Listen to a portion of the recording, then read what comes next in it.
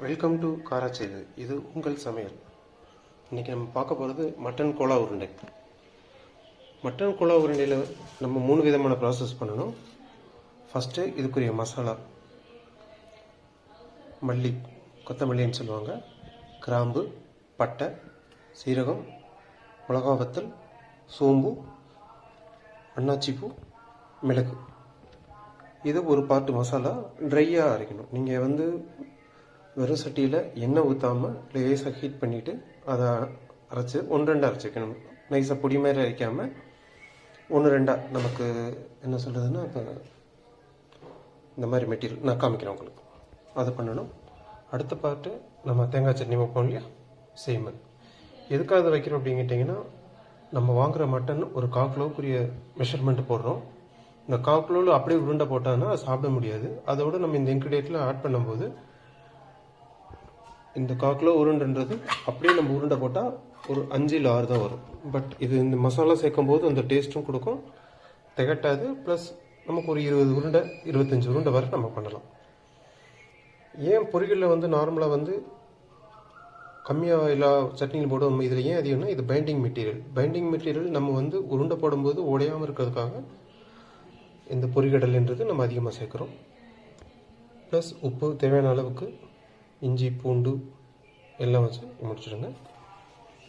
இது நீங்கள் மட்டன், நீங்கள் நார்மலாக மட்டன் வாங்கிட்டு அதை கழுவி வேக வச்சு பண்ணலாம். ஒரு வேக வச்சு தென் மிக்சியில் அரைக்கணும். 2வது கொத்து கேட்டிங்கன்னா அவங்க கொத்தே போட்டு கொடுத்துருவாங்க. ஒரு சிலவங்களுக்கு வேக வைக்க பிடிக்காது. இந்த மசாலாலாம் அரைச்ச பின்னாடி இந்த கொத்தோட மிக்ஸ் பண்ணி அப்படியே பொரிச்சிருப்பாங்க. பட் நான் என்ன பண்ண போகிறேன், இன்றைக்கி கொத்தும் பண்ணிவிட்டு அதை வேக வச்சிட போகிறேன். ஏன்னு கேட்டிங்கன்னா, இது ஹோட்டலில் பெரிய லெவலில் பண்ணும்போது கிரைண்டரில் ஆட்டுவாங்க. அப்போ அது ஸ்டிக் ஆகாது. பட் நம்ம மிக்சியில் போடும்போது இந்த கொழுப்பெல்லாம் சேர்ந்து ஒட்டுச்சுன்னா மிக்சி ப்ராப்ளம் ஆகிடும். அதனால் என்னென்னா, பாயில் பண்ணிட்டோம்னா அந்த கொழுப்புன்றது ஒட்டாது. ஒரு சிலவங்க என்ன பண்ணலாம், நீங்கள் வெறும் சட்டியில் வதக்கிட்டு கொஞ்சம் இதை ஹீட் பண்ணிவிட்டு மிக்சியில் அடிக்கலாம். பட் நான் ஃபுல்லாகவே பாயில் பண்ணிவிட்டு அந்த தண்ணியை குழந்தைகளுக்கு சூப்பாக கொடுத்துட்டு நான் இதை யூஸ் பண்ணிக்குவேன். வாங்க முதல்ல போகலாம்.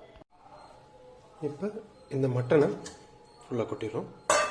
இதோட ரொம்ப தண்ணி சேர்க்கக்கூடாது, ஒரே ஒரு கிளாஸ் தண்ணி. ஏன்னா உள்ளேயே தண்ணி இருக்கும், அந்த தண்ணியும் வெளியில் வரும்.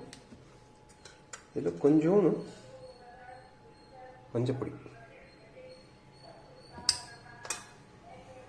அவ்வளோதான். இதை மூடி நம்ம ஒரு 8 to 10 விசில் நார்மலாக பண்ணுற மாதிரி பண்ணிட வேண்டும். இப்போ நம்ம சட்னி பார்ட் அரைச்சாச்சு. இதில் ஒரு விஷயம் இப்போ சொல்ல விட்டுட்டேன், தண்ணி சேர்க்கக்கூடாது, கெட்டியாக அரைக்கணும். மிஷின் ஸ்டக் ஆகுதுன்னு வச்சுட்டு தண்ணி விட்டிங்கன்னா தென் கெட்டிப்படுறதுக்கு வராது. அதனால் தண்ணி இல்லாமல் சேர்க்கணும். அதேமாதிரி மசாலா ஆல்ரெடி அரைச்சது இந்த மாதிரி பக்குவத்தில் வரணும். ஓகேங்களா? இங்கே கரண்ட் இல்லாத பக்கத்தில் இறக்கி போயிருக்காங்க. பட் ஏற்கனவே அரைச்சது இது இந்த பக்குவத்தில் 1-2 அந்த விதையெல்லாம் தெரியுது பார்த்தீங்களா, அந்த மாதிரி இருந்தால் போதும். தென் குக்கர் வச்சாச்சு, விசில் எடுத்துருவோம். வெந்துருச்சு, கறியெல்லாம் வெந்துருச்சு. இந்த தண்ணியை வடிச்சிட்டு தென் நம்ம இதை பண்ணலாம். இப்போ நம்ம மட்டனை அரைச்சாச்சு, சட்னி பாட்டு எடுத்தாச்சு. இது மேலே தூக்கிட வேண்டியது.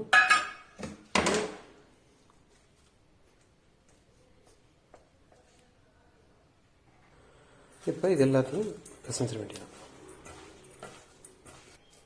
இதை மிக்ஸ் பண்ணோன்னே பார்த்தீங்கன்னா உங்களுக்கு மசால் வடை அந்த பக்குவத்தில் வந்துடும். அவ்வளோதான், சின்ன சின்ன உருண்டையாக போடணும்.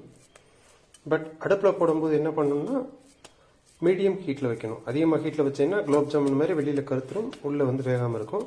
சிம்மில் வச்சாலும் பார்த்தீங்கன்னா அது ரொம்ப எண்ணெய் ஊறிடும். மீடியமாக வச்சுட்டு குலோப் ஜாமுன் எடுத்த மாதிரி திருப்பி போடும். ஓகே, இப்போ நம்ம முடித்த உருண்டையை இந்த மாதிரி சின்ன சின்ன சைஸை உருட்டி வச்சுருக்கோம். அவ்வளோதான். இது என்னென்னா, ஃபுல்லும் வைக்கக்கூடாது, சிம்மில் வைக்கக்கூடாதுன்னு சொல்லியிருந்தேன். இப்போ இது பார்த்தீங்கன்னா ரொம்ப பிரட்டி விட்டாலும் உடஞ்சிரும். அப்படியே மேல் லைட் ரோஸ்ட்டாக பண்ணிகிட்டு இருந்தீங்கன்னா ரெடி. சாப்பிட்லாமா? பாய்.